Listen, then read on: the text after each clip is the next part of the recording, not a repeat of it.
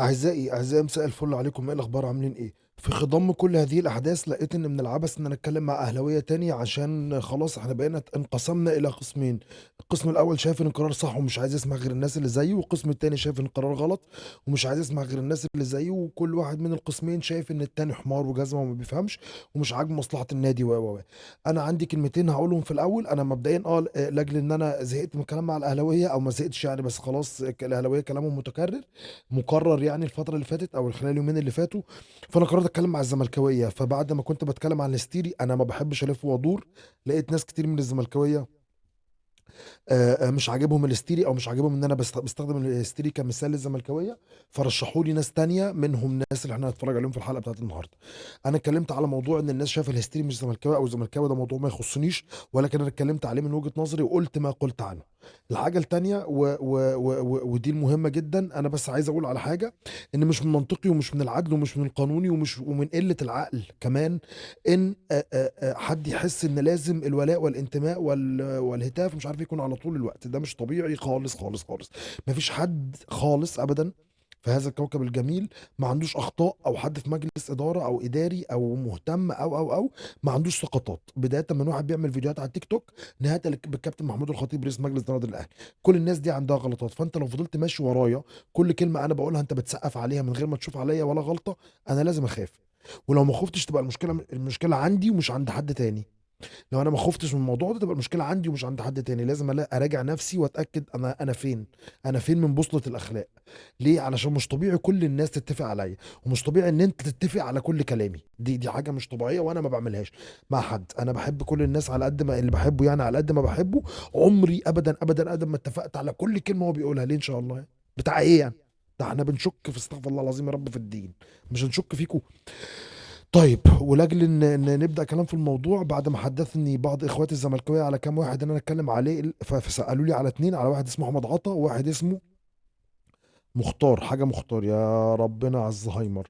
واحد اسمه احمد عطا وواحد اسمه انا نسيت وهو مش مكتوب اسمهم في الديسكريبشن، انا مش عارف ليه. مش عارف، محمد خليفه. احمد عطا ومحمد خليفه، اوكي. فدورت على حلقه، لقيت حلقه لسه نازله من ساعتين عامله 1 كي على تشانل اسمها نقاش بودكاست، اسمها بعنوان خطين حمر وحلقه الانسحاب، شكرا بيبو، الزمالك الاهلي 3-0. طيب احنا هنخش في الموضوع على طول زي ما احنا متعودين معاكم. ويلا بينا، في بسم وشه الله. قلت له ثواني بس، ثواني كده لما نشوف السرعه ايه، علشان واضح ان انتوا بودكاست وقاعدين بتهروا.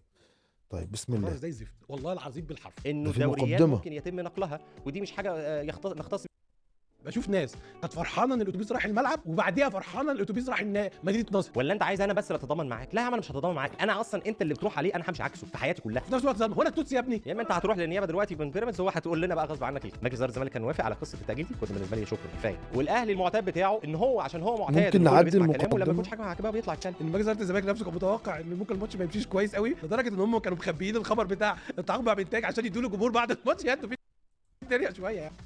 عشان ما ينفعش نفضل قاعدين ساكتين بصراحه.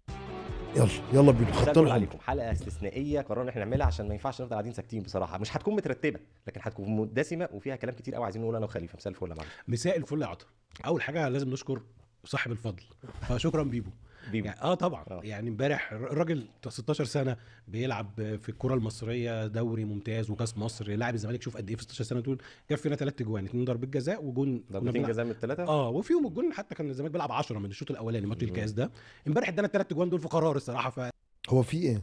هو ايه اللي دخل شكرا بيبو ورحت جايب سيره بيبو كلاعب؟ بدايه غير موفقه. بس ماشي يعني، متوقعه ومعتاد عليها، ولكنها غير موفقه. يعني احنا بنتكلم عن ماتش الاهلي والزمالك، ومحمود الخطيب دلوقتي هو رئيس مجلس اداره النادي الاهلي. انت بتقول ان هو بيلعب، هو ما جابش فينا غير جونين وجاب فينا غير جون. ايه علاقه ده بده؟ يعني بتديها شخصنه كده. ف3 اجوان شكرا. يعني ايه؟ شكرا. فشكرا بجد والله. انا مش قادر افهم يعني الدماغ ساقت. طب قبل ما نبتدي مش عايز افهم ومش قادر افهم والحاجات دي، نخش في الحاجه الرئيسيه. بس هنزود السرعه شويه علشان الكلام بطيء، اول عشان الكوبي رايتس ازاي كمان، عشان بس الناس اللي بتسمعني اول مره. والحاجه التانيه ودي حاجه مهمه برضو، ان لسه لحد دلوقتي لم يعلن ان الاهلي ان الزمالك خسران 3-0، ان الاهلي خسران 3-0 والزمالك كسبان 3-0 وخصم 3 نقط من الاهلي و3 نقط اخر الموسم. لسه لحد دلوقتي البيان ده ما طلعش، وبيقولوا ان احنا مستنيين قرار الفار او قرار الحكم، اسف، تقرير الحكم عشان نعلن القرار ده، ولكن لحد دلوقتي لسه القرار ما طلعش. ففكره ان حضرتك نزيط سوا ان هي القرار طلع وهي لا، ما حصلش. فاستنى شوية عشان لو لا قدر الله القرار طلع غير كده زي ما بعض الناس متوقعين، القرار ممكن يطلع حاجة غير كده وهيجي لك أزمات نفسية، فاحنا محتاجين نستنى شوية أولا. ثانيا اتفضل كمل. خلينا يعني شكرا، انت في النهايه يعني ادانا فرصه ده، طبعا ادانا فرصه ده باتم معنى الكلمه. الله حاجتين العظيم يعتبروا تلف يعني حول ده رجعك نفسكم. تاني للمنافسه على التاهل لدوري الابطال، ودي حاجه مهمه لينا نتمنى نبني عليها. ولا حاجه قبل ماتش الكاس بتاع سموحه، انت خلي بالك كان ثلاث جمعه سبت، جمعه ثلاث سبت، فكنت هيبقى عندك مشكله في مباراه سموحه دي والضغط والحاجات دي. انت المفروض ان شاء الله تخش ماتش سموحه مرتاح اكتر باذن الله في الكاس، ودي مباراه مهمه باذن الله. اصلا احنا لو كان في تخوف واحد من الزمالك لاتجاه المباراه دي طبعا الى جانب الاصابات هو البدني، يعني نفسيا برضو اللعيبه كانت جاهزه تمام، بس هو كان تخوف الموضوع ان الفريق ما يبقاش صامد بدنيا في المباراه بعد 120 دقيقه، وتم اجباره على اللعب فيها يلعبها وما ينام المنافس مرتاح، فكانت هتخش بالمباراه بظروف مش طبيعيه. لكن اداره النادي الاهلي ادتنا فرصه ذهبيه، وده محدش تم الإجبار، محدش تم الإجبار خالص يا كابتن، خالص يا كابتن. أنا آسف لو كنت برضه يعني إيه الموضوع بتاع الأهلي منرفزني، الموضوع ما يخصكوش خالص، ولكن محدش تم الإجبار. حضرتك بتشارك في الكاس اللي أنا ما بشاركش فيه، ومش طبيعي ان حضرتك تطلب مني ان انا اجل لك ماتش في البطوله اللي انت، ان الاتحاد الكوري يعني اجل لك ماتش في البطوله اللي انت بتلعب فيها عشان ماتشك اللي جاي في البطوله الثانيه مع منافس ما عندوش ماتش في البطوله اللي بتلعب فيها. ايه ده؟ انا مالي؟ انا مالي لو كان عندك ماتش في افريقيا تروح تقول للكاف لو سمحت اجلوا لي؟ تعالى قول لي سنه 92 اجلوا للاهلي يا باشا بقى، يا باشا بقى، لو انا كنت عايش وبتكلم ساعتها كنت قلت غلط برضه.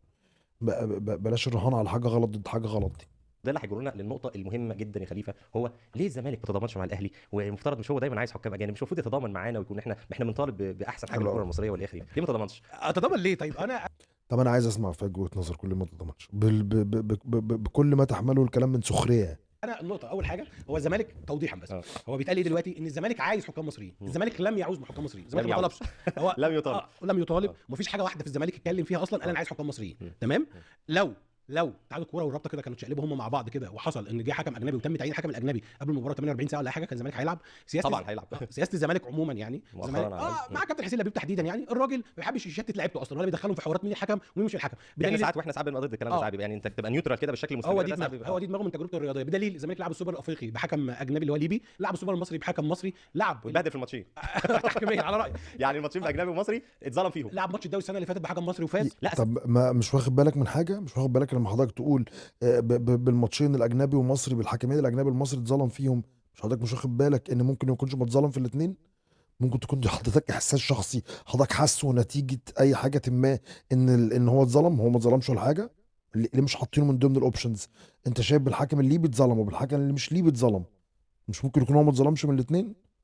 بس خلي بالك انا بديلك الفكره وانت بتعدد لازم وانت بتعدد عشان الناس اللي بتتكلم بس، واحنا بنعدد كل ماتش في دول. وبالمناسبه الزمالك فاز في 2 منهم على الاقل بعد مش بعدد دي اللي بلطم على وشي الثانيه، وانا بعد كام ماتش يعني اتظلم فيهم. ماتش السوبر كان لنا ضربه السوبر افريقيا، لنا ضربه جزاء لدونجا صريحه ما اتحسبتش، مش صريحه قد ما هي مساويه لعبه الاهلي.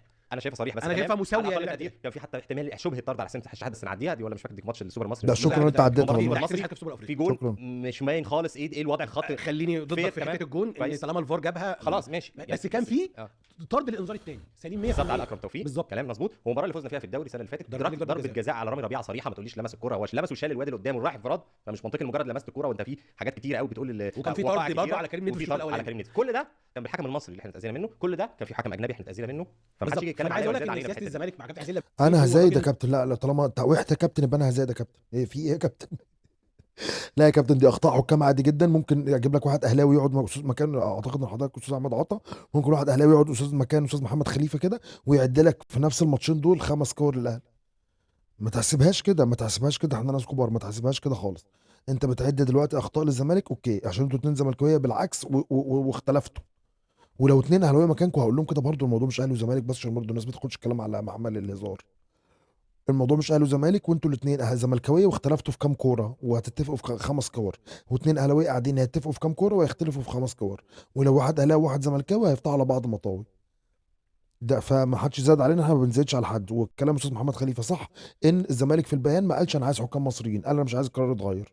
وتشيز هنشوف بقى رايهم في ايه. خلينا فاكرين بس احنا ابتدينا الموضوع بيه احنا عايزين احنا ليه ما تعاطفناش ما تعاطفناش مع الاهلي. احنا ليه ما تعاطفناش مع الاهلي؟ ما بيدخلش الفرقه في دايلمه مين الحكم ومين مش من الحكم. فانا بس عايز اشرح النقطه دي واوضحها. طيب انت اساسا تاريخيا الحكام الاجانب اساسا جت يعني بيحكموا نقاط القمه ليه؟ كان بناء تاريخيا على احتجاجات الزمالك، ده تاريخيا. يعني في ناس بتقول لك ايه، في قرار مجلس وزراء، قرار قديم فعلا كان موجود. انت عارف ده كان موجود امتى؟ بعد موسم 91، بعد موسم 91 92 قمه الدور الاول كان بين الزمالك والاهلي. الزمالك كان افضل كتير، كان الحكم السكندري محمد فتحي يعني طنش ضربه جزاء واضحه وضوح الشمس. كابتن اسماعيل يوسف كان كابتن اسماعيل يوسف مقصوص جوه منطقه الجزاء، مقصوص وكانت في رمضان. الحكم ما حسبهاش ضربه جزاء، كابتن اسماعيل يوسف طلع من الملعب. فالمهم ساعتها طلع قرار مجلس الوزراء ان ماتشات الاهلي والزمالك تتلعب بحكام اجانب. رجعوا تاني ايه يغيروا في القرار شويه بتاع ايه، كل شويه كده لما يحصل ازمه في الدولار ولا حاجه يقول لك ايه طب ما نمشيها بمصريين. راح جايبين سنه 95 96 الدور الاول حكم كابتن جمال غندور، الدور الثاني بتاع كارثه كابتن قادر عبد العظيم. رجعنا تاني لقرارات حكام الاجانب. فانت تاريخيا انت كنت الطرف اللي بتمسك فيه الحكام الاجانب. طب انت المره دي ما مسكتش ليه؟ ايوه لا اجابه عندي رد بس انت عندك رد. لا انت الاول اسمع.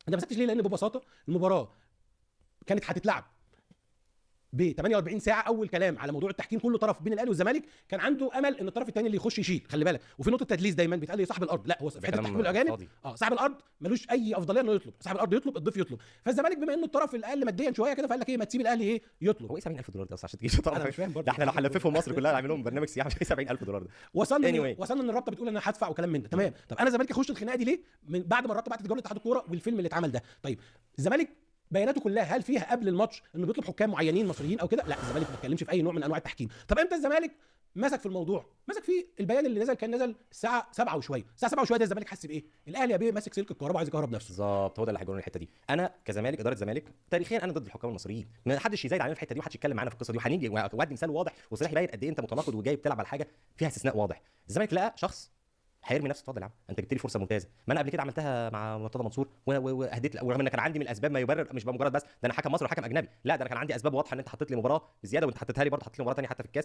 بس احنا كاداره الزمالك في حاجات كده تبقى انت تستغربها جدا، بتطلب التاجيل وخلاص ما تحاولش تضغط بشكل زخم كبير. لكن دي الحته في حد اداني فرصه ان انا ممكن اطلع من الموضوع ده بمكسب كبير جدا هو اهداهولي. لكن همشي مع الحته بتاعت نظريه طب ليه يا استاذ احمد عطا انت بادئ الموضوع اصلا بمظلوميه؟ والله العظيم ما طبيعي. قرار الانسحاب هو قرار غلط مهما كانت المشاكل ومهما كانت الاخطاء. عملوا مرتضى منصور او عملوا خالد مرتجي او عملوا احمد سليمان او عملوا كابتن محمود الخطيب، كلهم زي بعض. قرار الانسحاب قرار غلط. الكبير ما بينسحبش. لو انت دلوقتي انا واضح من كلامك ان حضرتك كنت مع قرار انسحاب الزمالك وده مش منطقي.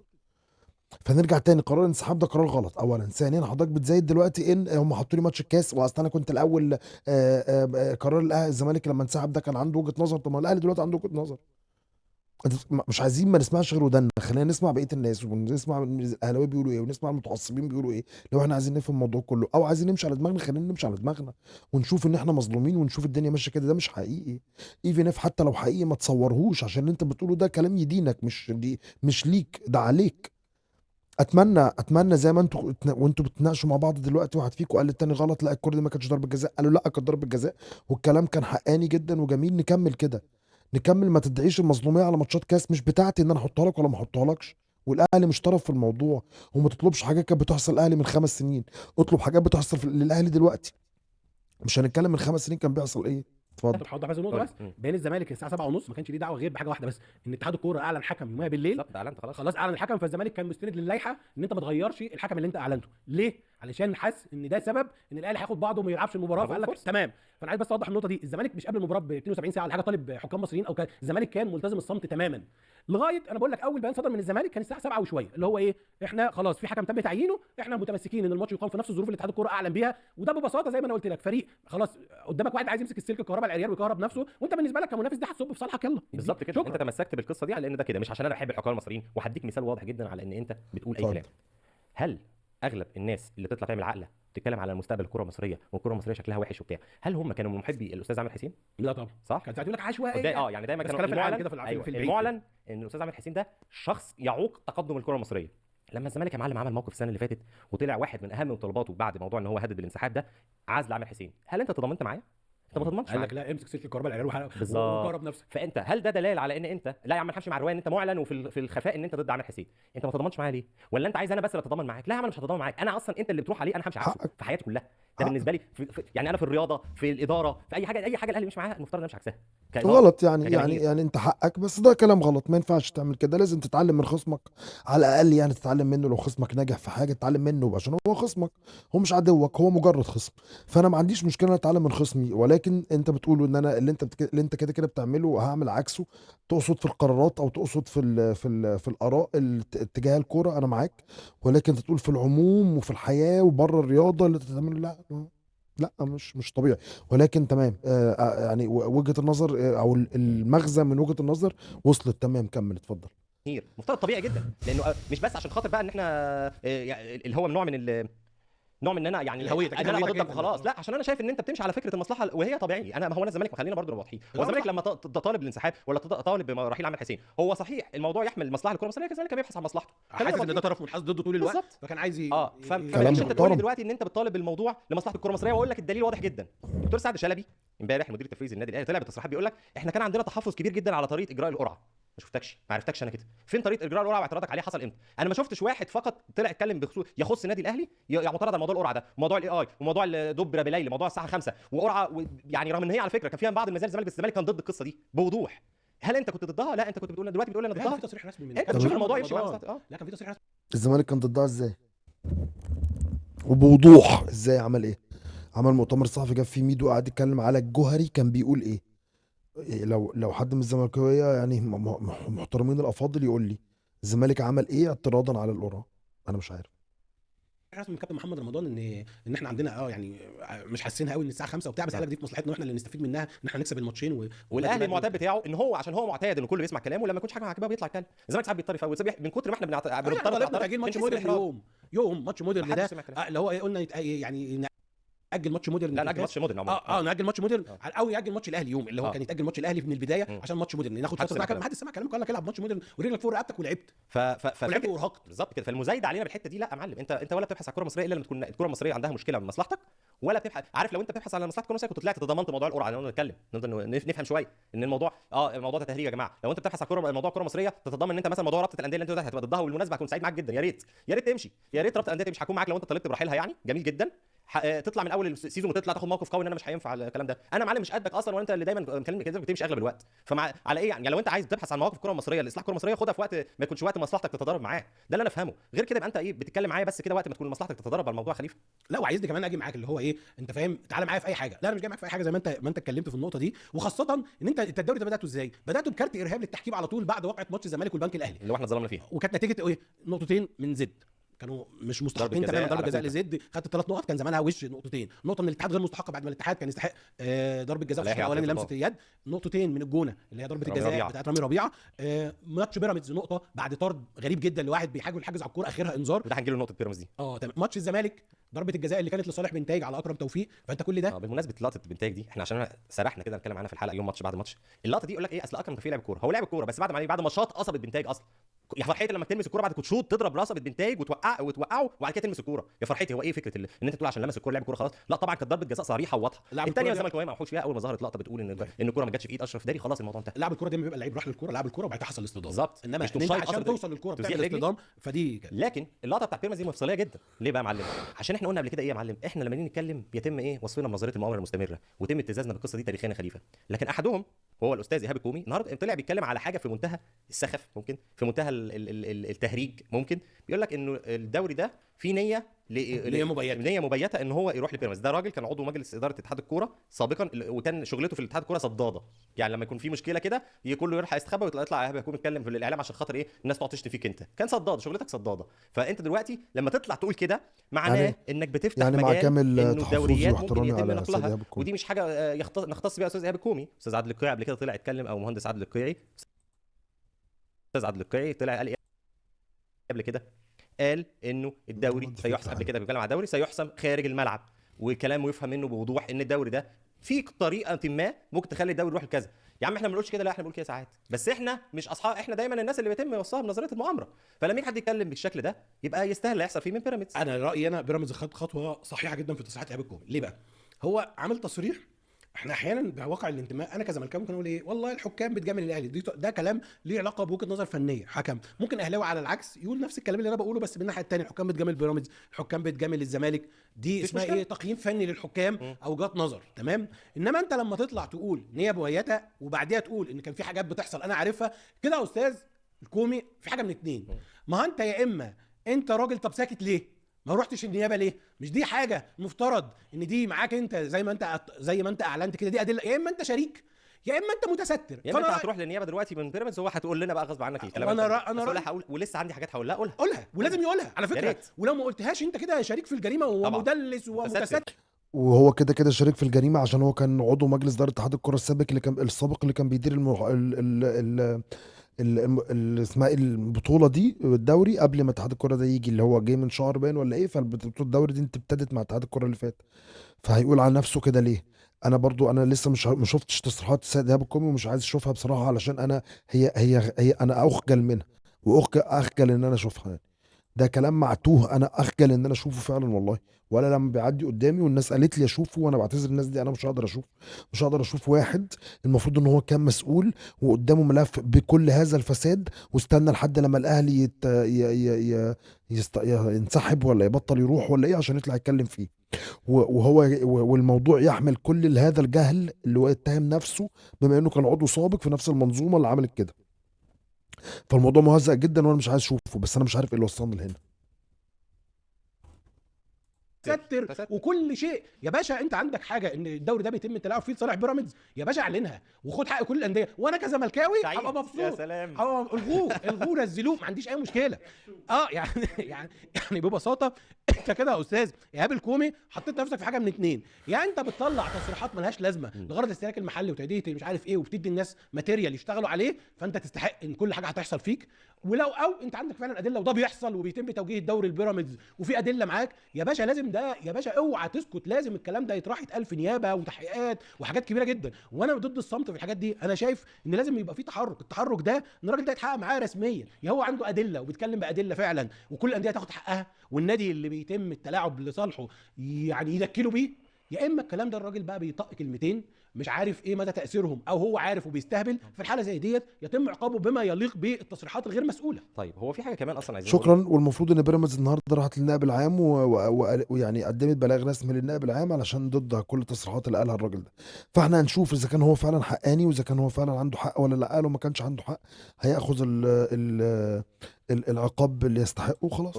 انه هقول لك ايه بقى، نظريه المؤامره فور داميز كده، عندنا كتاب للزمالكاويه طبعا خبره في نظريه المؤامره، فاقول لك نظريه مؤامره كده فور داميز، يعني المبتدئين كده يتعلموا نظريه المؤامره. لما تطلع نظريه مؤامره، طبعا انا في النهايه هعتبر ان كل مقتنع بالموضوع، يعني مقتنع باللي هو بيقوله، مش بيرمي الكلمه كده وخلاص.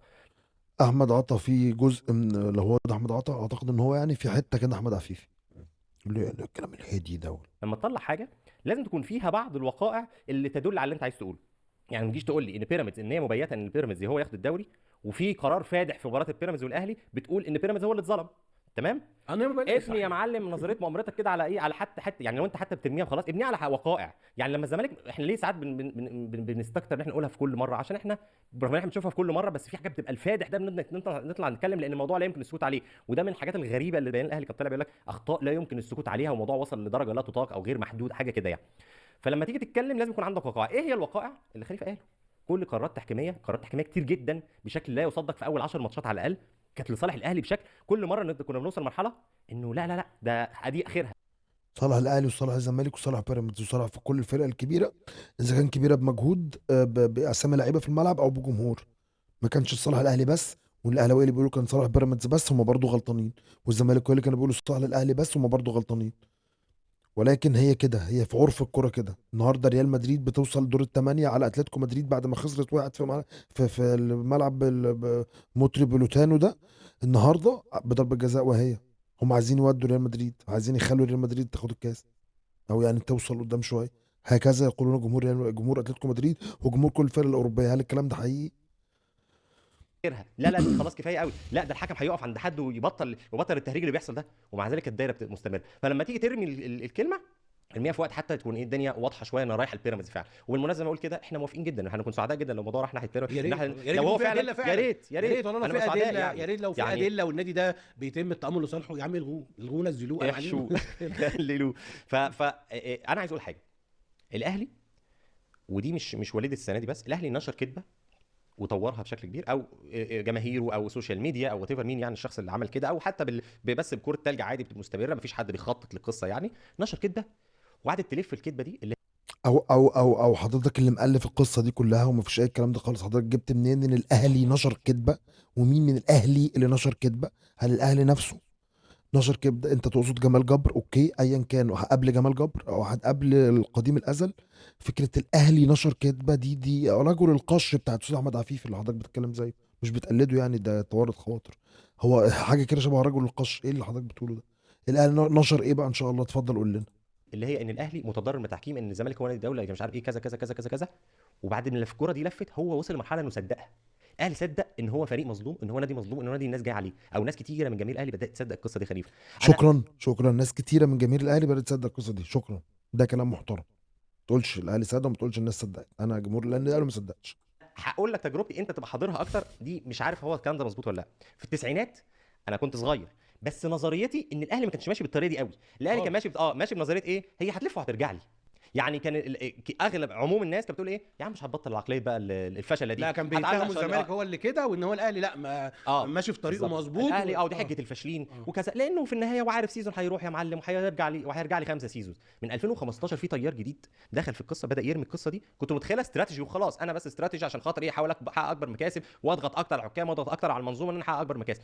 فاذا بيا اعتقد اعتراف مدمغ بالصعبانيات، اعتراف اكتر من اعتراف الاستاذ عمرو الدرديري بان انا بعمل كده صعبانيات وادعاء المظلوميه علشان خاطر اكسب شويه من الحكام وعلشان خاطر الحكام تبص لي شويه. هو لسه قايل كده، اقسم بالله العيدة اهو. بعد الفرصه اكبر مكاسب دخل في القصه، بدا يرمي القصه دي. كنت متخيلها استراتيجي وخلاص، انا بس استراتيجي عشان خاطر ايه، احاول احقق اكبر مكاسب واضغط اكتر على الحكام واضغط اكتر على المنظومه ان انا احقق اكبر مكاسب. فاذا بيا شكرا. اعتقد بعد الفرصه الذهب اللي حصلت امبارح دي، لا الاهلي فعلا مصدق خليفه، مصدق ان هم جايين عليه، ومصدق ان الحكام ضده، ومصدق كذا. انا عندي كده بدات اوصل للقناعه دي. الناس صدقت الكذب اللي هم اخترعوها. ما اعرفش انت رايك ايه في القصه لا دي؟ ما هو الجمله الجميله كان بيقول لك دي مهزله، وطول عمرها مهزله. حضرتك انت البطل التاريخي للمهزله. هي لو مهزله انا اقول عليها مهزله، انما انت بتقول عليها مهزله، انت البطل التاريخي المتوج للمهزله. طيب ولا وقالوا هي المسرحيه وبتاع المسرحيه، انت بطل المسرحيه بالظبط. لا هو ماسك في حاجه، بيمسك في استثناء ويتكلم عنه. واحنا اتكلمنا عن القصه قبل كده، موضوع الكاف اخر حاجه، اخر موضوع الكاف، انه قبل كده احنا كنا ماشيين مع نظريه الزمالكاويه متفقين مع نفسهم ان الكاف يحتمل ان يتم التدخل بقوه نافذه فيه، سواء من هنا او من هنا او بتاع مش عارف ايه. انت كنت ضد النظريه دي لغايه لما كسرتها في 2017 2018. فواضح ان انت بتتحول نظريه المؤامره وقت بس اللحظه دي. انا عندي راجل متسق مع نفسي، نظريه المؤامره عندي طول الوقت. هاجي لك واجي لك على نظريه. قول لي بقى. انا راجل متسق ان نظريه المؤامره عندي طول الوقت.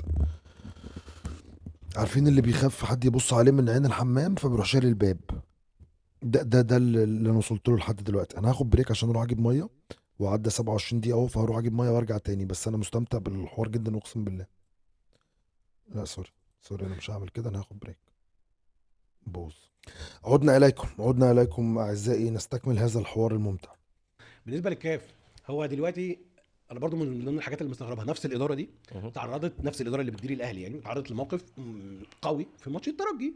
اتوبيس الاهلي تم يعتبر اعتداء جماهيري عليه. كان في احداث قبليها، كان ماتش قبليها ايه يا عم؟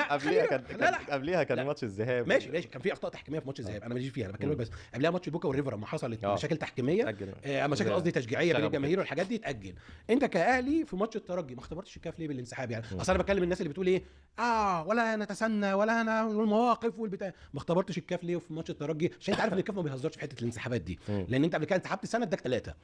ماتش الوداد لما قال لك ان هي ماتش واحد وهتلعب في المغرب وحاجات زي دي، وانت كنت شديد الاعتراض على ده، ما انسحبتش ليه برضه ورحت لعبت في المغرب؟ انت ما بتختبرش الكاف، انما بتختبر دايما منظومه الكره المصريه، عشان انت عارف ان هي ايه هتتلم في الاخر. دي نقطه. النقطه الثانيه بالنسبه للحته بتاعت نظريه المؤامره والروايه، انا عايز اقول لك على حاجه. تعدد الروايات ده انا اللي ما بفهموش الصراحه. يعني انت عندك الروايه بتاعت انا البلد، انت فاهم، وانا البلد وانا اقوى حاجه، وعندك الروايه الثانيه بتاعت ايه مش عارف ايه. طب ازاي؟ افهمها لي. البلد وانا المظلوم. ازاي يعني؟ فهمهاني. يعني في نقطه، احنا كزملكاويه عندنا ولا واحده روايه بسيطه جدا مبنيه على شويه حقائق. انا ما بنطحكش في ان انت الاكثر شعبيه، وعارف ان انت الاكثر شعبيه واكثر جماهيريه، الحمد لله. فبناء عليه انا باخد منك الحته دي، بقول لك ان زي ما نسبتك الكبيره دي في عدد الجماهير، النسبه دي موجوده برضو في عدد الحكام. بكلمك ان مثلا الحكام ده عين عشوائيه من نفس العموم، فبقول لك ان انت بتقول زي ما انت بتقول على نفسك 70 75%، فاقول لك ان 70 هاخد من كلامك، انا هصدق كلامك كده واخده واقول خلاص اوريدي 70% من الحكام منتمين ليك، 70% من المسؤولين منتمين ليك، المسؤولين الرياضيين. فانا باخد كلامك وبقول له انت عشان كتير في جزء تابع ليك، والجزء الثاني كمان بيبقى خايف منك كتير. لا اصل الزملكاويه، لا ما هقول لك، ما هو قول لا هو جزء حلو، برافو عليك، يعني انا مستمتع بيه جدا، ان وكلام عقلاني جدا، ان بما ان 70 80% من مصر اهلاويه، يبقى منطقي جدا نفس النسبه تكون موجوده في الحكام والمذيعين والمحللين والرياضيين معاك حق. ولكن احنا ليه افترضنا عدم المهنيه عند كل الناس، اذا كان اهلاويه ولا زملكاويه، اذا كان اهلاوي او بيقول كده او زملكاوي، انت ليه مفترض عدم المهنيه عند كل الناس؟ انا راجل اهلاوي واقسم بالله العظيم ثلاثه، لو بحكم ولا بذيع ماتش ولا بعمل اي حاجه حياديه والاهلي طرف فيها، واخر نهائي كاس العالم للانديه، والله لن ابيع ضميري ابدا ابدا، وهديله حقه مش اكتر من حقه بجنيه. انا ممكن يعني اعتذر عن الحوار علشان خاطر انا مش انا خايف اجي ضد الاهلي مش معاه اكتر. فانت لازم تفترض الحياديه. ايوه في اكتر من 70 80% اهلاويه، مش ان هم كلهم ولاد وسخه، يعني مش طبيعي، ولكن ليك حق تقول كده طبعا يعني. ثواني عشان الجهاز بيقول لي ريستارت.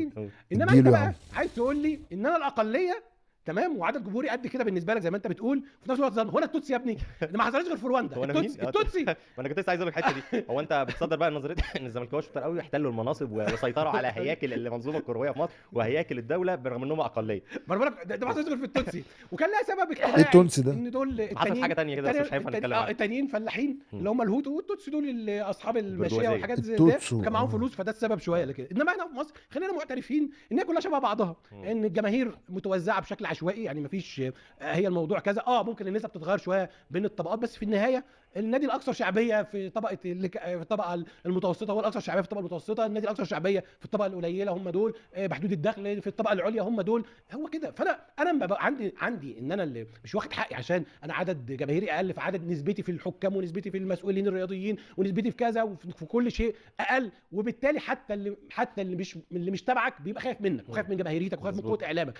انت ازاي بقى بتعملها وبتقول ان انت الاكثريه وانت كل حاجه وفي نفس الوقت انت مظلوم؟ بتعملها ازاي يا بيه؟ روايتين متناقضتين تماما وما لهمش يعني ما ينفعش الاثنين يركبوا دونت ميكس كده زي ما بيقولوا. لا يعني هم يعني بص هو الناس بتوصل لمرحله ان هي عندها مش هقول استحقاقيه، هم طبعا في شعور باستحقاقيه طول الوقت، عندها راحه في ان هم يقولوا اي حاجه من غير ما حد يراجعهم وراهم. زي عفيف ملانه بخت اللي روايته بتصدق. بالظبط.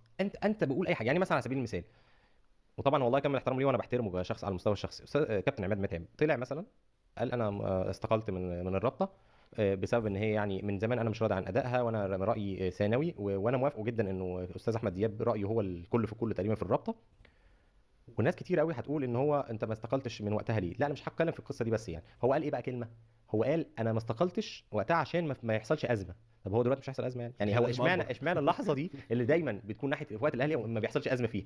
يعني فاهم، بعيدا عن اي ازمه اي حاجه تانية ان الاهلي لما بيدخل في قصه بتبقى زي ما برضه كان بيقول نزع فتيل الازمه والقصص دي يعني، وانه الاحتقان وبتاع. بس اشمعنى اللحظه دي مش هيحصل فيها ازمه يا كابتن عماد؟ والله كامل الاحترام ليك، بس انت خدت القرار في وقت برضه متزامن مع قصه الاهلي. عارف ان انت ممثل الاهلي، بس المفترض على فكره هو نظام متخلف لتكوين رابطه ان في ممثل للزمالك وممثل الاهلي. وبالمناسبه الزمالك ما عندوش ممثل بقاله فتره كبيره جدا، لكن ان ما فيش حاجه اسمها كده في الدنيا. روابط العالم كلها ما فيش حاجه اسمها ممثل للاهلي وممثل للزمالك وممثل للانديه. ايه الكلام الفاضي ده؟ ان ده المفروض الناس دي ناس جايه تبقى نيوترال، مش ده يبحث عن حقوق ده ويبحث ده يبحث عن حقوق ده. ففكره ان انا اخش اصلا كل واحد يخش في الرابطه الممثل لحد ده مش منطقي. هو ممكن ترشيح كده، بس فكره ممثل وهو غرضه القصه دي، انا مش بقول هو غرضه كده، اقصد الكونسبت نفسه ده ممثل عن كذا وده ممثل عن كذا، ده مش مظبوط الكلام ده اصلا يا خليفه. صح. بشكل عام زي ما قلنا كده. ليه بقى انا 3 سنين بنعمل كده؟ ايه دور الرابطه اصلا؟ ايه دور اتحاد الكوره في ظل وجود الرابطه؟ ايه دور الرابطه في ظل وجود اتحاد الكوره؟ ليه بقى لنا من ساعه ما الرابطه اتعملت واحنا كلنا ناصحين وكلنا عندنا وجهات نظر، ليه كلنا حاطين الجزمه ببقنا والرابطه موجوده؟ انا هقول لك ليه. انا مش بسالك والله يا استاذ احمد عطا واستاذ محمد مختار، انا مش بسالكوا خالص والله. انا عارف ليه. علشان بلد وضرب امين الشرطه، انتوا مش مقتنعين بكده ومش عايزين تصدقوا. افضل اندب، افضل اقول كده لحد ما اتاخد امن دوله عشان خاطر تستريحوا. بلد بيدورها امين شرطه، اهدوا بقى، اهدوا، ما تكبروش دماغكم. مش لاقيين حاجه نعملها لاحمد دياب، جبنا له نادي وجبنا له رابطه، خلاص اسكت. كده انه انت عندك روايتين متناقضتين لا تجد اي غضاضه في ان انت تطرحهم متى سنحت لك الفرصه هنا او متى سنحت لك الفرصه هنا وما عندكش مشكله بتاتا. بس عايزين نتكلم على حاجه رعبتني جدا بصراحه امبارح خليفه، واحنا كنا قاعدين الواحد قاعد متوتر طول الوقت انه الحكم ما ينزلش الملعب. انا طول الوقت عايز الحكم ينزل الملعب عشان ايه؟ اصل ممكن يطلع يقول لك ايه، الحكم الرابع اتثبت في ميدان رمسيس والحكم الاول جاله وعكه صحيه. ده اللي احنا بنقول الماتش اتلعب عشان بس اي حد عنده اوهام عن اي حاجه، دي مباراه انتهت. انا اتفاجئت بصراحه ان الحكم، يعني انا كنت لاخر لحظه مش مصدق، ما اكذبش عليك، اخر لحظه حاسس ان في حاجه هتحصل، محمود بسيوني مش هيوصل الملعب، يحصل له وعكه صحيه، الحكم الرابع يتوقف يتثبت في ميدان رمسيس، ده اللي هيحصل. لكن ما فيش حكم هينزل ويصفر معلن بدايه المباراه ويصفر معلن نهايه المباراه. انت كنت حاسس الاحساس ده؟ لا كنت وصلت في قبل الاخر كده ان خلاص، ان يعني ان في رغبه كده ان المباراه زي ما الشروط اللي اتعملت بيها هنكمل بيها، واللي بيحاول. من امتى يعني الاحساس ده؟ احنا طول الوقت انت مرعوب، طول الوقت بيلاقوا لها مخرج، وممكن يلاقوا مخرج، بس هو انت مستف ورقك، مفيش مخارج، ورقك 100% متستف تماما، المخارج خلاص، ما المخارج بقى ممكن يلغوا الدوري، عارف انت يعملوا حاجه اكبر بقى، عملوا قبل كده مخارج 72 المخارج. عارفين القصه دي يا جماعه؟ دوري 72 ده ببساطه كده عشان نختصر. حلو، انا عايز دوري القصه. 72 ده مروان كلفاني طلع بيضرب، قام ضارب فاروق جعفر في صدره، ولا مش عارف ضرب مين بالظبط في صدره، حكم حسب بينالتي صح غلط اللي شاطه. فالجميع قال نزلت الملعب واحتجت وبتاع، وبعدين هدوهم وطلعوا، قام فاروق جعفر شاط البينالتي والزمالك جاب الجون الثاني بقى 2-1، وكان هيفرق كتير عن الاهلي اكتر بكتير بشكل صعب جدا التعويض، خاصه مع ان المباراه الفوز بنقطتين. دخل جاب فاروق جعفر البينالتي، قام نزل جميع الاهلي نزلت كسرت الملعب وبوظت الدنيا. المنطق واقل حاجه تبقى ناعمه جدا مع الاهلي تعمل ايه؟ كمل الماتش، يعني قصدي كمل الماتش في ثاني يوم بنفس الوقت، مثلا دقيقه 88 ولا 78 ولا تفر، وكمل. ده انا مش بقول لك تعتبر منسحب ولا حاجه، رغم ان جميع الاهلي نزل كسرت، لا ملغين. لا هو الماتش عادي يعني حصل، الماتش اتحسب للزمالك كفوز، وبعدين اتلغى الدوري في نفس الوقت. يا فرحتي يا خلاص، يعني ايه فضل كده. المهم ان الدوري اتلغى، فحصلت قبل كده وكل حاجه ممكن نروح للسيناريو ده. احنا تاريخنا طويل في الحاجات دي. لا في قبل كده 88 88 بس كانت واقعه مشابهه بقى، اللي هو الاهلي كان المفترض بيلعب المحله، الاهلي اتحسب ليه ضربه جزاء في اخر اللقاء، حكم الملعب حسبها، بس حامل الرايه كان حاسب تسلل من البدايه، فانت عارف طبعا لما يبقى في حكم الملعب حسب حاجه وحامل الرايه رافع تسلل، تم الغاء ضربه الجزاء. الحكم ضدك ما كانش حسبها بالظبط من الاول يعني فتم الغاء ماشي، ما ايه المشكله؟ ما دي تتلغي ضربه الجزاء عادي، واحنا بنحور في ايه بس؟ ضربه الجزاء الاهلي احتاج وانسحب عن مباراه الترسانه اللي كانت تاليه، ساعتها الاهلي ما راحش الملعب والحكام راحوا. لا الاهلي وانسحب من مباراه المحله، فتم احتساب المحله فايز، فالاهلي اعترض ما راحش ماتش الترسانه كمان، ما راحش ماتش الترسانه ده بقى لما الاهلي ما راحش والحكام راحوا، فريق الترسانه راح، لقوا لها مخرج.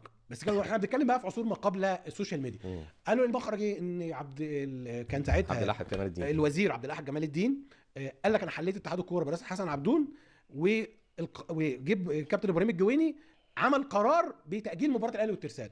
وان طبعا انت ما شفتش القرار وقتها، ان الناس راحت الملعب من غير ما تعرف القرار، بس ده حصل يعني حصل قبل الماتش ما يتلعب، ما انت لازم الورقه تبقى مظبوط وقتها. انما احنا هنا في المره دي خلاص ده ماتش اتلعب ومفيش قرار صدرت بتاجيل ولا اي شيء، فالموضوع منتهي 100%. عايز احيي، يعني ممكن تبقى تحيه غريبه شويه يعني.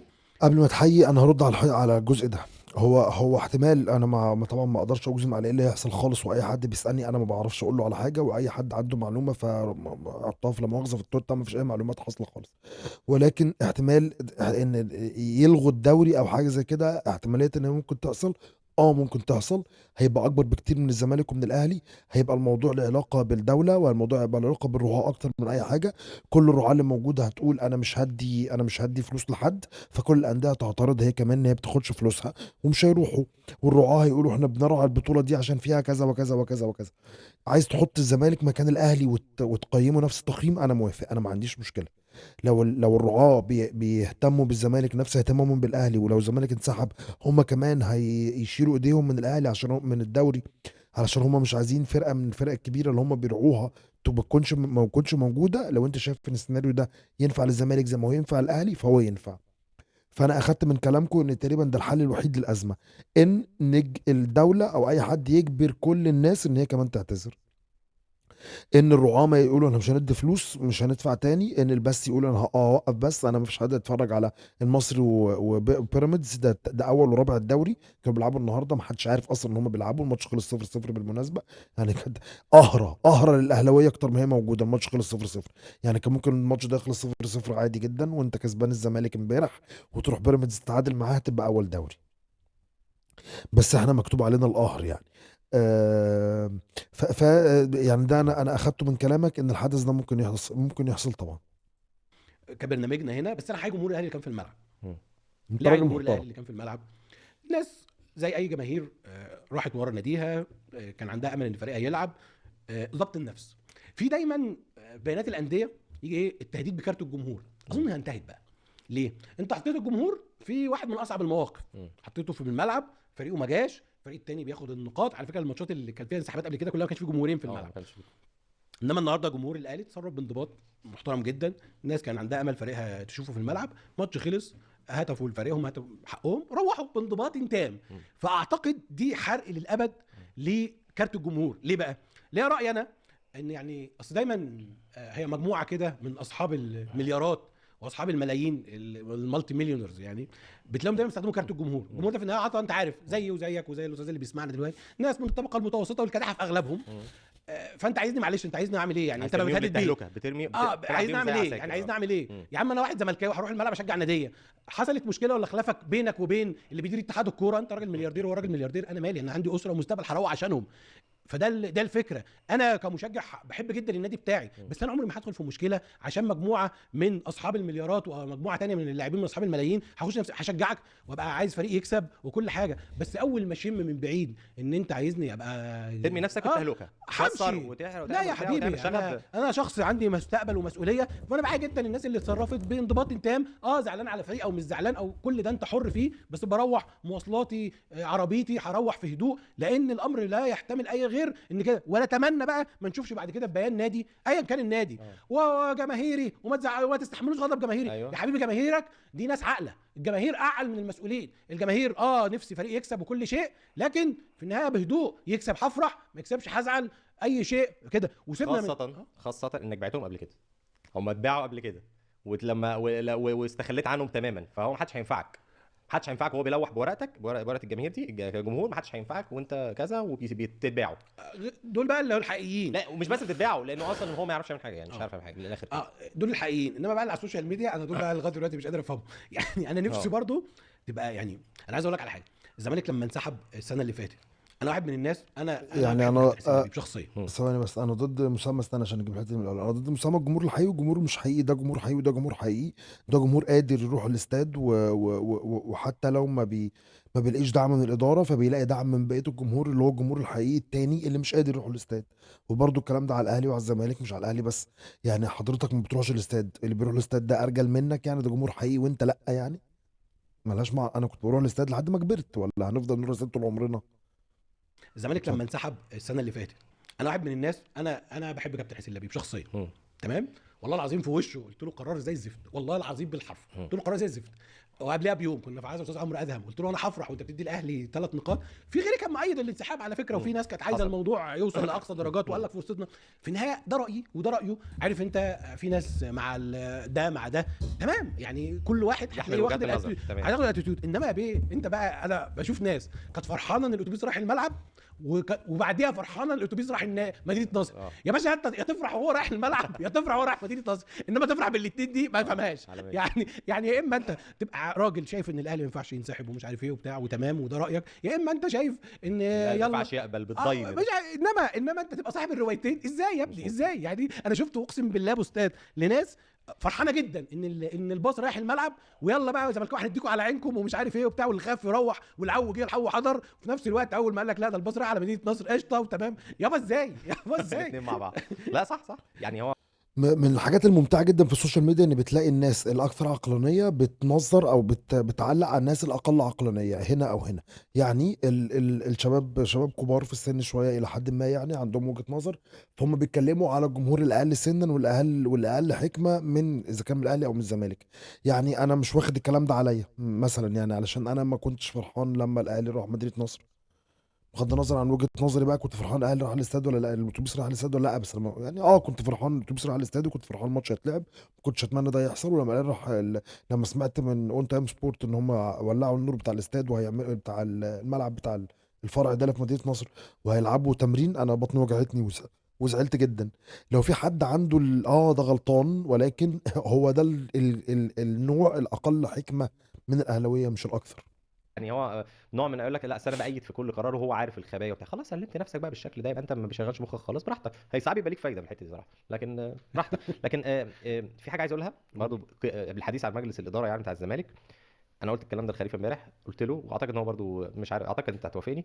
انا قلت لو مجلس اداره الزمالك قبل امبارح ان هو ياجل الماتش ده، انا انتهى مجلس اداره الزمالك معايا تماما. كان بالنسبه لها انتهى. بل بالعكس بقى، انت لو هتمشي كان هيمشوك يا كابتن حسين اعتراضا على القصه دي. انت كنت هيبقى احسن مخرج ليك بعد شهور من النقد المستحق، كان يبقى خروج من الباب الكبير، الرجل الذي وقف لمصلحه الزمالك حتى لو على حساب نفسه. فانا كان الموضوع ده قول فصل ومفصلي بالنسبه لي انا طول الوقت، وانا بنتقد اداره الزمالك حتى واحنا في عز الازمه كنت بقول لك ايه، واحنا نزلنا في ازمه، بس في عز الازمه كنت بقول لك ايه، انا مش مؤيد لفكره رحيل مجلس اداره الزمالك ده، مش عايز تبقى سنه تستمر في مجلس اداره الزمالك انه يمشي كده لمجرد حاجه، حتى لو انا مش راضي عن اداؤه في حاجات. لكن امبارح كانت القول الفصل بالنسبه لي خليفه، مجلس اداره الزمالك كان موافق على قصه التاجيل دي، كنت بالنسبه لي شكرا كفايه. كان بالنسبه لي انا زيك بالظبط، انا مش كانش بالنسبه لي مجلس الزمالك، انا كان ممكن النادي نفسه يعني ساعتها يعني خلاص، يعني في اجزاء ما انت بتبقى عارف شويه ان انت ليك حدود ما في مش انا كنت لسه بشكر فيكم دلوقتي، بشكر ان انتوا ان انتوا حكماء اكثر، او انتوا اكثر حكمه من الباقي. ليه اتغيرتوا وجهه نظري فيكم فجاه؟ هقول لكم ليه، بس ما اسمع كلام استاذ محمد خليفه. انا اسف، انا قلت محمد مختار ومحمد خليفه، متاسف. احتجاج وفي الغضب والحاجات اللي زي دي. بس فكره انت عملت ايه؟ انا عامل كل حاجه مظبوط، جاي عليا انا يعني، انت فاهم؟ انا مؤدب اهو يعني، انت فاهم؟ احيانا زمان كنت انت بتبقى ايه غلط، انما انت مؤدب يا عم. تعالى العب مودرن الجمعه، حاضر. عندك الثلاث الاهلي، حاضر. وعندك السبت سموحه، حاضر. وبتاع. وفي النهايه انت بتطلب مني انا اللي اجي على نفسي، لا دي كانت هتبقى الكارثه. كان في مشهد كده في مسلسل سكسيشن يعني لا، وما كانش قبل ما نروح عند سكسيشن يعني، ما كانش الموضوع يوصل لحد كده خالص يا استاذ محمد خليفه خالص. كان امين الشرطه هيطلب انه يقعد مع الاهلي ويقعد مع الزمالك مع بعض في الاوضه، ويقول لهم لا لو سمحتوا مصلحه البلد بتحتم علينا كذا، واحنا جايبين لكم واحد من السعوديه يشتريكوا انتوا الاثنين، حكم غني جدا بعقال، فهيجي يحكم الماتش، فهنخلي الماتش بكره. وعشان خاطر الزمالك ما يزعلش، خلاص يا عم احنا ناجل لك ماتش سموحه اللي جاي يا عم، الاجل غير مسمى. اقول لك على حاجه، انت كسبت سموحه 2-0، ايه سموحه اعتذرت حاجه تاني. وهنكلم الراجل اللي هو بتاع سموحه ده، بتاع فرج الله، فرج عامر، نقول له ما فيش سموحه الماتش يعني. كانت تخلص برضه بامين شرطه. مش عايزين الموضوع يعني بمغالطه منطقيه اسمها ماذا لو، اللي حضرتك بتقوله ده، ان هو لو كان حصل كذا ما كانش حصل كذا. لا ده مش حقيقي. كان ممكن الزمالك يخرج منها وانت تقول ايه ده الزمالك خرج بشياكه، او تقول خلاص يا جماعه احنا كده كده مجبرين، هنعمل ايه يعني، ما هي برضه الحكومه وبتاع. يعني كان في اكثر من حاجه ممكن تحصل تخليك كده. فما تقولش لا، انا لو كان مجلس اداره لبيب او مجلس اداره الزمالك هيقع كله من نظري لو كان حصل كده. لا لا لا، احنا حكماء اكتر. صح ولا ايه؟ كان مشهد جامد اسكت يعني. تمام. كان لوجان روي، وده شخصيه كانت عظيمه، ليه هيبه كده يعني، كان بيعلم ابنه كندل، اللي هو كان كندل روي ساعتها دخل في صفقه كده، وكان بيحاول يحلها بروفيشنال بقى بالكتب والكلام من ده، فالراجل قال له لا. فهو كندل بيقول له لابوه يعني انت ايه يعني، هي مش مسابقه لا ما انتش قال له لا سمتايم. فهي امبارح كان كده بقى، كانت لازم لا، ما انا ما ينفعش انا. والله العظيم ثلاثة لو فهمت وبتضحك لا تضحك، علشان الناس اللي اتضايقت مني لما ضحكت على الافيهات اللي بيقولها اسلام مهدي. والله لو فهمت وبتضحك لا تضحك. هما ده الاثنين ضحكوا عشان بس التيت انا ما فهمتش، وانا ما اتفرجتش على سكسيشن كله، فممكن تكون في حته في الجزء انا ما اتفرجتش عليه او مش فاكرها. اعتقد دي كانت في جزء في الاول خالص، وهو روي وهو كندل اهبل، بس انا مش فاكرها. بس هما الاثنين عارفينها وضحكوا. فلو انا فاكرها، لو قلم الليمبي، لو النكته دي فيلم الليمبي كنت ضحكت جدا. انا ما ينفعش ابقى انا واقف خلاص كده، يبقى انت بتقول مجلس اداره الزمالك، انا والله بالنسبه لي الزمالك نفسه كان خلاص بقى، كان كفايه بقى كوره مصريه وكفايه كده. انا ما اقدرش ما اشجعش حد غير الزمالك، بس انا ساعتها مش هشجع خلاص، اللي هو خلاص بقى نوقف بقى وكفايه كده، لان في الحاله دي حد بيقول لك لا. احنا اوريدي اصلا عاطفتنا هي اللي غلبانه عشان نكمل في الفرجه على اللي بيحصل ده يعني. وكانت عاطفتك هتغلبك وتكمل فرجه برضه. والكلام على طبعا هنجي لها برضه الحته دي يعني، موضوع الاعلام وشكل الصوره الدوري المصري دايما. لا روح لها دلوقتي عشان وقتنا. لا اقصد يعني ايه، انه والله نسيت كنت عايز اقول ايه اصلا، فخلاص مش مهم، نخش على وقتنا. نخش على الاعلام، نخش على وقتنا. احنا يا جماعه يعني المنظر بايخ قوي. السكرين شوتس دي اختراع رائع. فكره ان انت تبقى حاطط لي المنظر بالشكل ده. بالمناسبه اول حاجه موضوع الاهرام الرياضي، انا مش فاهم، ممكن تفهمني؟ حد قال لي انت ما تعكسها انت احمد. لا انا ما اقبلش كصحفي، لو كصحفي انا كجمهور عادي اعمل اللي انت عايزه، حقك يعني، احنا في النهايه. لكن كصحافه ده عيب قوي ان انا اعمل، حتى لو ضد الاهلي انا اكتب الرجال والكذا، ما ينفعش ان انت تعكسها مهنيا، حتى ما ينفعش. فاللي كان حاصل يوم 2020 ده مهزله وسقطه من شخص مفترض ان هو يعني بقى ايه، من اعلام الصحافه. فدلوقتي عملوا مش عارف الغلاف ده صحيح ولا اللي احنا لسه شايفينه. والله شفته بيسجل عصرا، فمش عارفين قوي الكره المصريه يا حبيبي يا حبيبي، على حبك قوي للكره المصريه وحرصك على الكره المصريه. الكره المصريه دي يا اخي ما بيحللهاش الا ما يكون، ما بتجيش سيرتها الا في اوقات معينه.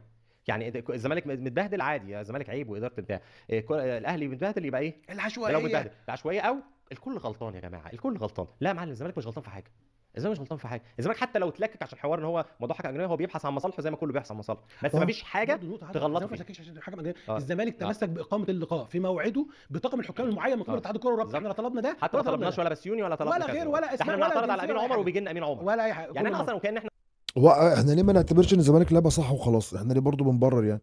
يعني مش عايز اقول امثله، بس احنا ليه ما بنعتبرش ان الزمالك فعلا لعبها صح وخد من الماتش المكسب اللي هو عايزه، وفعلا هو الوحيد المستفاد من كل المهزله اللي حصلت دي، ونعتبر الموضوع كده وخلاص. احنا ليه عمالين بنحور؟ مش عارف. كان احنا راينا يعني حد بيمشي بيه اصلا. مش فاهم. مره زمان ايه حد قال لك على موضوع القرن ليه الزمالك ما اعترضش 94؟ قلت له هو الزمالك لما اعترض على جول حسن شحاته حصل ايه يعني؟ انت هتمثل. وبعدين هو اصلا على فكره، بس للتوضيح يعني، عشان نقطه نادي القرن و94 طبعا دي، ده تهريج. لا هو في نقطه بس، يعني هو في 94 هو كان في دوري مجموعات.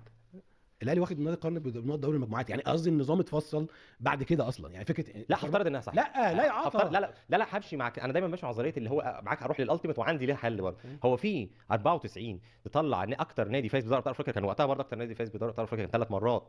ثلاث بتساوي مع مرات كوتوكو. هو كوتوكو صح.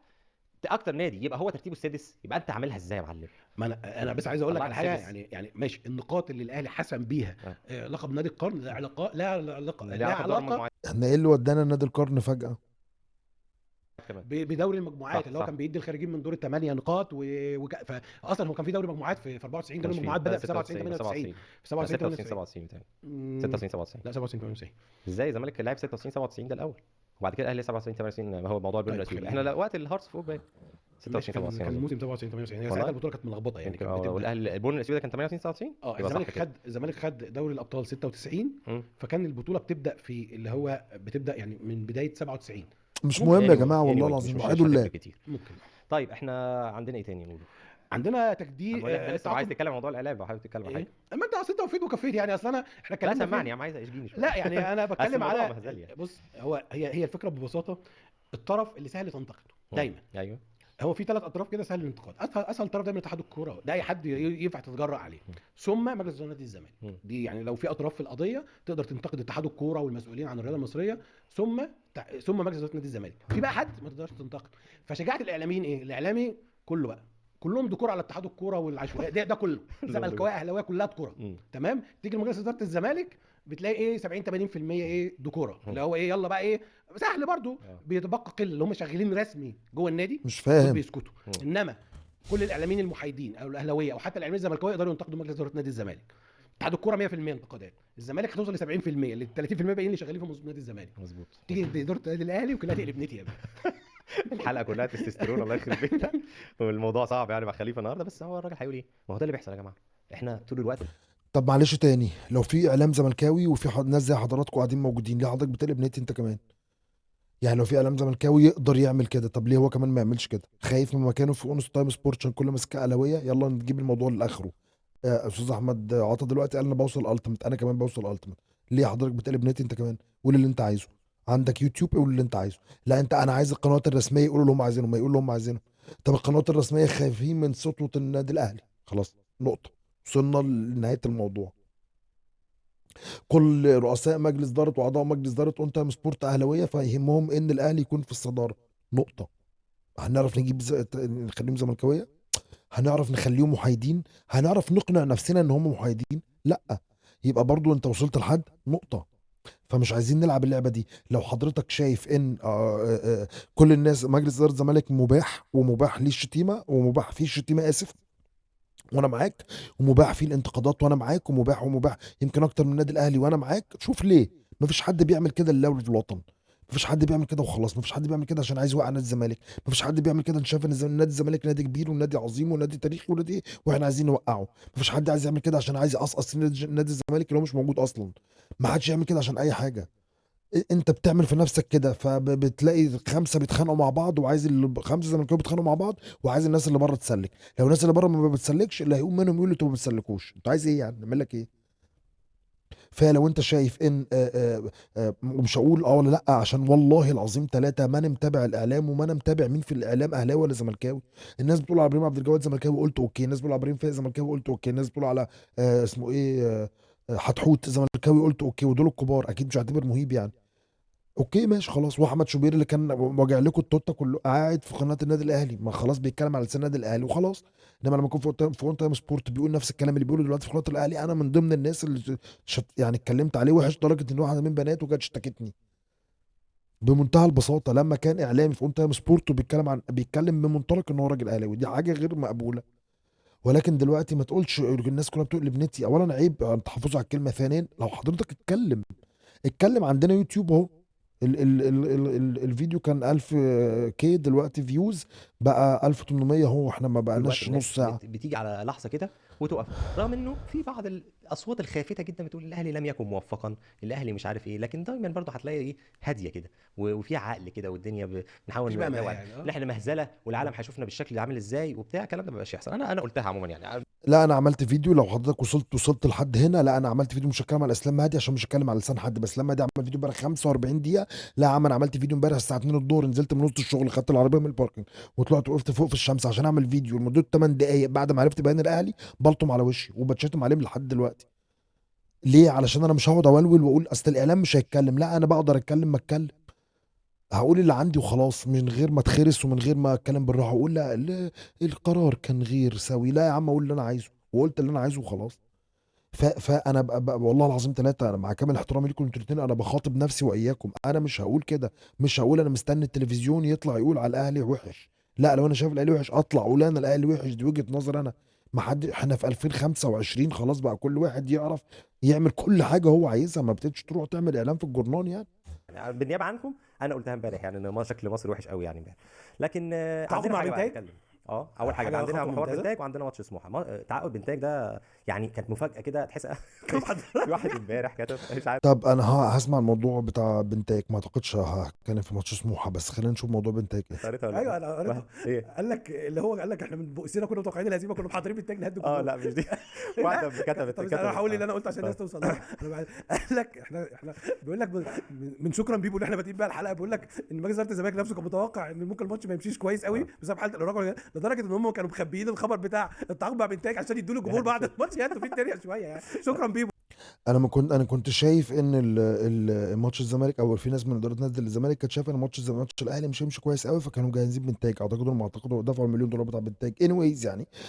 فهم كانوا شايفين عشان حاله الايه، عشان لعب ماتشين يعني، عشان لعب ماتش زياده عن الاهلي، فالزمالك كانوا خايفين انه يخسر عشان كده. بس مش قادرين نعترف، لا الاهلاويه قادرين يعترفوا ولا الزملكاويه قادرين يعترفوا.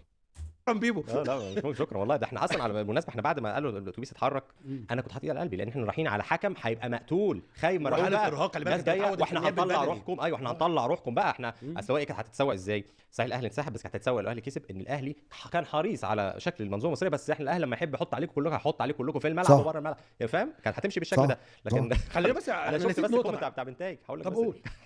انت جاهز قبل ما نتكلم عن موضوع بنتايج؟ انت كنت جاهز اصلا بالاعذار؟ لو تاخد بالك يعني انت كنت اهو، لو كان الاهلي لما كان الفرقه راح الاهلي انا كنت مرعوب ليه؟ عشان الحكم كان يبقى مضغوط من كتر الكلام اللي اتقال عليه. صح، فانت كنت مجهز الاعذار زي ما انا كنت مجهز التنطيط، انت كنت مجهز الاعذار، فاحنا واحد يا صديقي. مت ده فاهم في جروب كده بعد طبعا يوفوريا جماهير الزمالك بالانتصار، شايف واحد نازل ببنتايه واحد قال لك هو النهارده ليله القدر ولا إيه؟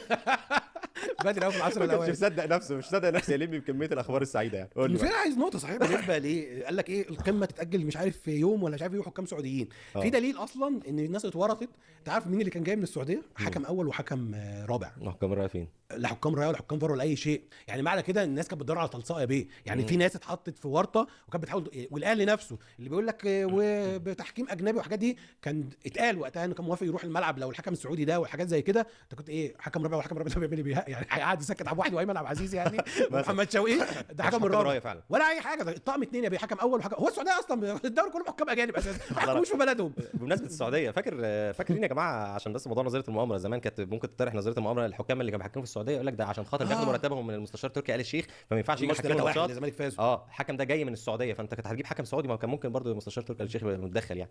ولا هي تمشي ازاي دلوقتي؟ الحكم الاجنبي هو اللي كويس؟ لا يا معلم، احنا الحكم الاجنبي احنا تاريخنا معاه معروف، واحنا طول عمرنا مطالباتنا بالحكم الاجنبي طول عمرها موجوده. ولما طالبنا بحكم اجنبي جبت لنا ابراهيم نور الدين، فاكر؟ الزمالك كان طالب حكم اجنبي وجابوا له ابراهيم نور الدين عادي جدا، وقال لك ساعتها ان رئيس اللجنه الحكام مصمم على تحكيم مصر. فمش علينا الكلمتين دول يا اخوانا يعني.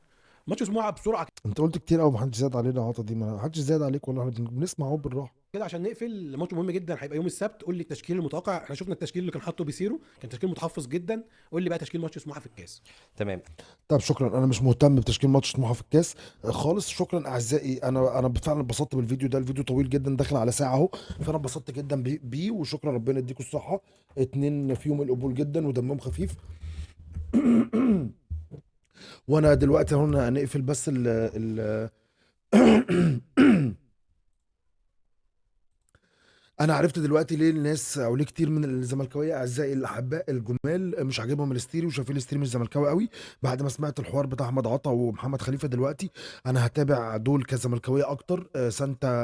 سانتي اسف عشان الناس بتتضايق من كلمه سانتي دي. سانتا.